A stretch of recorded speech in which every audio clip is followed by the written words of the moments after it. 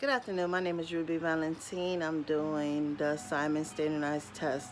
Some of the assessment tests I have previously administered to students in my learning facility have been the developmental screening packet, in which they are screened for 5 developmental domains, which are physical development, approaches to learning, social and emotional development, language communication, emergent literacy, cognitive development, and general knowledge.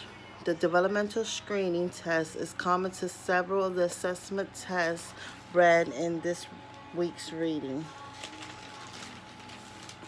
The Moeller scales of early learning measures the cognitive functioning.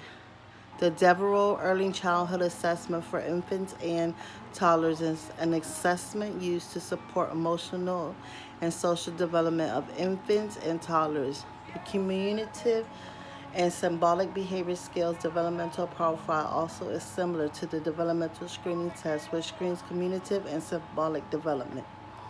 What I learned from this week's reading is that there are so many different assessment tools in developmental screenings.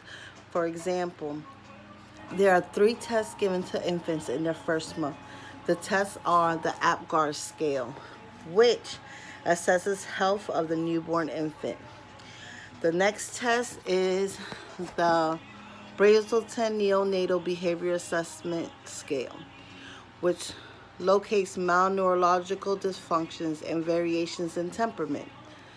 The last is the Neonatal Behavior Assessment Scale for Fedition, which identifies the infant's ability to modulate its behavioral systems in response to external stimuli.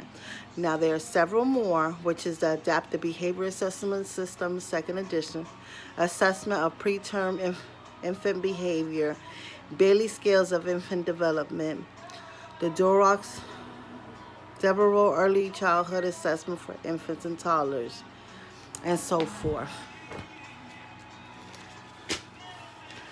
What is still puzzling to me is, with so many different assessments, how will one know which assessment to conduct on a child? Now, I understand that different states have different tests in which they administer, but if that state has several different assessments, which one is used, or what scales do they need in order to use or determine what test is appropriate for that child?